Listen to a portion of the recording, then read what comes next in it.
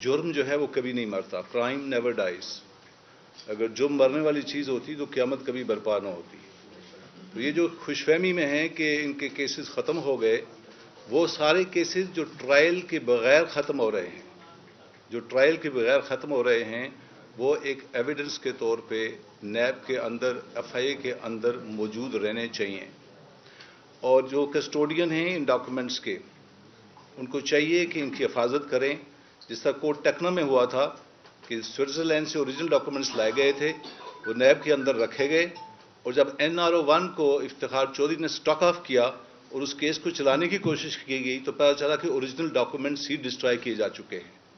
तो ये मैं इस प्रेस कॉन्फ्रेंस की सादत से उन मुक़्तदर लोगों को रिक्वेस्ट भी कर रहा हूँ और साथ वार्न भी कर रहा हूँ कि ये ओरिजिनल डॉक्यूमेंट्स के आप कस्टोडियन हैं, आप अमानतदार हैं। ये इस पब्लिक गरीब आवाम का पैसा है जो इन लोगों ने खाया है, और इसको आपने संभाल कर रखना है। कल आपसे सवाल सुप्रीम कोर्ट भी पूछ सकती है, और जो भी इक़्तिदार में आएगा और इस पोजीशन में होगा तो ये सवाल आपसे पूछा जाएगा। इसलिए ये लाजमी है। और इस ज़मन में हमने ऑलरेडी केस जो है सुप्रीम कोर्ट में अब चल रहा है, जिसमें हमने पूरी अमेंडमेंट को चैलेंज किया हुआ है। इसलिए हम इस वक्त रुके हुए हैं। अदरवाइज हमने रमज़ान शुगर मिल का जो केस उन्होंने ड्रॉप किया है, वो एंटी करप्शन एस्टैब्लिशमेंट में हमने इंक्वायरी उसकी ऑथराइज कर दी है, लेकिन रोक इसलिए गया है कि ताकि सुप्रीम कोर्ट का फैसला आ जाए। और हमने चेयरमैन नैब को खत भी लिख दिया है कि वो सारे केसेस में गवर्नमेंट ऑफ पंजाब का पैसा इन्वॉल्व है और वो केसेस ड्रॉप हो रहे हैं, वो हमें भिजवाए जाएँ ताकि हम उनकी पंजाब के अंदर उनकी अकाउंटेबिलिटी कर सकें। इसमें शरीफ फैमिली के जो टोटल केसेस हैं, 2 केसेस शफकत साहब ने एक्सप्लेन कर दिए, और तकरीबन 18 केसेस हैं जिसमें 40 अरब रुपए की टोटल करप्शन का प्रोफाइल बनता है। दो चीज़ें इन केसेस के अंदर जो शफकत साहब ने ब्रीफ की, मैं थोड़ा सा ऐड कर देता हूँ। इसमें एक गुलजार नामी शख्स था, 2005 में उसकी डेथ हो जाती है और इसका अकाउंट ऑपरेट होता है उसके मरने के बाद भी। उसके अंदर एक शख्स है औरंगजेब, ये जो आप शफकत साहब ने बात की थी कि रिश्वत का पैसा, उसका क्लियर कट 50 लाख का चेक है उसके अंदर आया हुआ है, 50 लाख का चेक है। और जब उनसे पूछा गया कि आपने ये पैसे क्यों जमा करवाए, उन्होंने कहा मुझे वजीराबाद की ब्यूटिफिकेशन का ठेका फिर दिया गया था और DC को और म्यूनसिपल कमेटी को मेरे अंडर कमांड कर दिया गया था।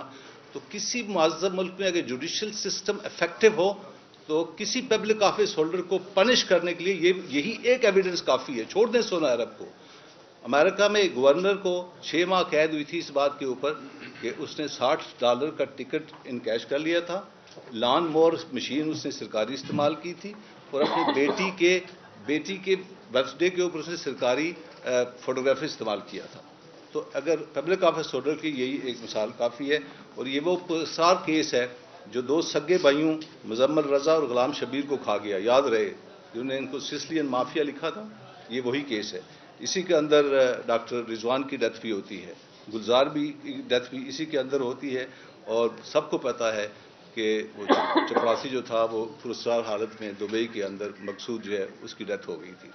और इस केस के साथ जुडिशरी ने क्या किया वो एक अलग कहानी है, टाइम की वजह से मैं इसको कवर नहीं करूँगा। इसके अलावा 3 बड़े इंटरेस्टिंग केस हैं। टोटल केसेस इनके तकरीबन 18 हैं। वो जो है वो मैं थोड़ा यहाँ पे कवर कर देता हूँ। रमज़ान शुगर मिल का केस बड़ा इंटरेस्टिंग केस है। 23 करोड़ रुपया वालिद साहब ने सेंक्शन किया एज अ चीफ मिनिस्टर, और बेटे हमजा की मिल का उन्हें नाला खुदवाया मिल के अंदर से। 23 करोड़ रुपया हुकूमत पंजाब का लगाया गया उसके ऊपर। इनका दूसरा केस पिंडी मेट्रो प्रोजेक्ट का है। बहुत सारे केसेस में से 3 आपको एक्सप्लेन कर देता हूँ, जिसमें शहबाज शरीफ ने डायरेक्टर RDA को हुक्म दिया कि जनाब वाला आप ये ठेका जो है ये कमाल मुस्तफ़ा को दे दें। कमाल मुस्तफ़ा को 4.5 करोड़ का ठेका दिया गया। याद रही एहसन इकबाल के सगे भाई हैं, और उन्होंने अपनी ज़ाती नर्सरियों से 100 रुपये का पौधा के 1000 का लगा के चंद लाख खर्च करके वो 4.5 करोड़ रुपया जेब में डाल दिया। ये मिस यूज ऑफ अथॉरिटी का बड़ा क्लासिकल केस है इनका। ये याद रहे एहसन इकबाल, प्रोफेसर एहसन इकबाल के भाई हैं। जी बिल्कुल। तीसरा केस जो बड़ा इंटरेस्टिंग है वो इंक्वायरी स्टेज में है। ये दोनों केसेस इंक्वायरी में हैं, ये जो मेट्रो वाला है और ये तीसरा मैं बयान करने लगा। प्राइम मिनिस्टर के 2 जेट होते हैं, आपने देखा होगा कि उसमें इसाक डार भी आया और उसके बेटे भी आए, और ये हमने ऑलरेडी नैब के अंदर कंप्लेंट डाल दी है कि ये मिसयूज ऑफ अथॉरिटी है, गवर्नमेंट के एसेट्स को आप इस तरह इस्तेमाल नहीं कर सकते। ये 2 जेट जो हैं 2014 से लेकर 2018 तक بھائی جان نے، چھوٹے بھائی جان نے بڑے بھائی جان کے پرائم منسٹر تھے استعمال کیے اس دوران، اور انہوں نے 515 اندرونی اور 39 بیرونی دورے کیے، نجی دورے کیے، اور اس پہ ٹوٹل جو حکومت پاکستان کا خرچہ آیا ان جیٹس کے اوپر وہ 40 کروڑ روپیہ ہے۔ کتنا؟ 40 کروڑ روپیہ۔ اور یہ ایکسل میں یہ دونوں جیٹس جو ہوتے ہیں یہ پرائم منسٹر کے سرکاری کاموں کے لیے استعمال ہوتے ہیں۔ یہ 3 کیسز جو ہے یہ میں آپ کو ایکسپلین کرنا چاہتا تھا۔ اس کے علاوہ لسٹ تو لمبی ہے، 18 کے 18 کیسز جو ہے وہ میں ایکسپلین یہاں نہیں کرنا چاہوں گا۔ اصلی بات، جو دوسری بات جس پہ میں آنا چاہتا ہوں، آپ نے سنا ہوگا کہ 2-3 دن سے ایک بیانیہ چل رہا ہے کہ ہمیں تو انٹرنیشنلی صادق اور امین ہو گئے، ایسی ہے نا؟ تو اس حقیقت کو میں آپ کے سامنے بیان کر دیتا ہوں کہ یہ جو این سی اے نے کہہ رہے جی مجھے این سی اے نے چٹ دے دی ہے، کھنگالا ہے 2019 سے لے کے 2022 تک کچھ نہیں ملا اور بالکل منی لانڈرنگ کے ساتھ میں کلیئر ہو گیا۔ یہ فوکس کر لیں گے اپنے کیمرے ان کے اوپر، یہ وہ 4 اکاؤنٹس ہیں، اگر آپ اس پہ فوکس کر لیجئے، میں یہ اپلوڈ بھی کر دوں گا تاکہ آپ ان کو اپنے چینل پہ دکھا سکیں۔ یہ چاروں اگر یہاں 1، 2 اور 3 اور 4 میں اگر آپ دیکھیں تو یہ تینوں سلمان شہباز کے اکاؤنٹس ہیں جو این سی اے نے فریز کروائے۔ این سی اے نے، این سی اے بتائیں کیا ہے؟ یہ نیشنل کرائم ایجنسی ہے یو کے کی، انہوں نے ویسٹ منسٹر مجسٹریٹ کی کورٹ میں یہ اپلیکیشن دی کہ ان 4 اکاؤنٹس کو فریز کر دیا جائے۔ یہ سلمان شہباز کے اکاؤنٹ سے چاروں، اور فریز کرنے کی وجہ کیا بتائی گئی کہ پہلی بات یہ تھا کہ یہ بگوڑا تھا، دوسری بات یہ تھی کہ وہاں پہ یہ کام نہیں کر سکتا تھا اس لیے پیسے کہاں سے آ گئے، اور تیسری بات یہ تھی کہ یہ پیپ جسے کہتے ہیں پولیٹیکلی ایکسپوز پرسن، ایک پرائم منسٹر کا بیٹا ہے، لہذا اس کے اکاؤنٹ کو فریز کیا جائے۔ جب اس کے اکاؤنٹ کو فریز کیا گیا تو انہوں نے وہاں پہ جسٹیفیکیشن دی۔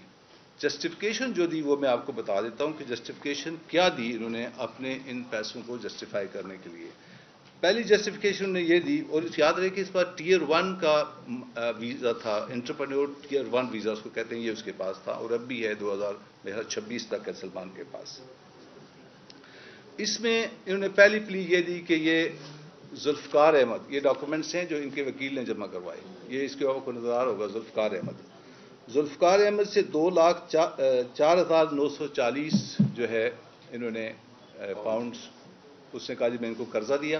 کسی قرضہ دے کہ چیز اینڈ یوگرٹ کی جو بزنس ہے جو یہ اسٹیبلش کرنے جا رہا ہے اس کے لیے میں نے قرضہ دیا جو کبھی اسٹیبلش ہوئی نہیں ہے۔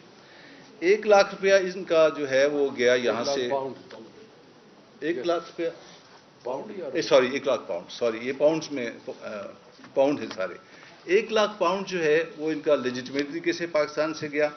اور تیسری جو انہیں اماؤنٹ بتائی وہ 3,95,000 پاؤنڈ تھی، وہ یہ ہے، دیکھ لیجیے گا، یہ وہ فلیٹ ہے، برکلے کا فلیٹ ہے، یہ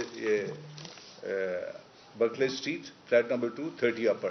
اس میں 2005 میں انہوں نے پلی دی کہ 2005 میں اس کو خریدا تھا شہباز شریف نے 2 لاکھ کچھ کا، اور پھر اس کو انہوں نے بیچا 3,95,000 کا ٹوٹل، اور اس میں کچھ مارگیج کا پیسہ تھا اور کچھ ان کے رینٹ کا پیسہ تھا۔ تو یہاں پہ جو یہ کلیم کیا جا رہا ہے کہ جناب ہم تو انٹرنیشنلی صادق اور امین ہو گئے، اس میں 10% سچ ہو سکتا ہے، باقی 90% جو ہے حقیقت کو چھپایا جا رہا ہے۔ اصل میں سلمان کو این سی اے نے انٹروگیٹ کیا، اس کے اکاؤنٹس کو جو ہے اس کے اوپر انویسٹیگیشن ہوئی وائٹ کالر کرائم میں، اور اس کو کلیئر کیا انہوں نے سلمان کو۔ شہباز شریف کا اس میں کوئی رول نہیں ہے، اور شہباز شریف کا صرف اتنا رول ہے کہ وہ اس کے والد صاحب تھے، اور یہ جو فلیٹ انہوں نے بیچا اس کے پیسے اس کے اندر گئے ہوئے ہیں۔ That's all. یہ 2 باتیں میں آپ سے واضح کرنا چاہتا تھا۔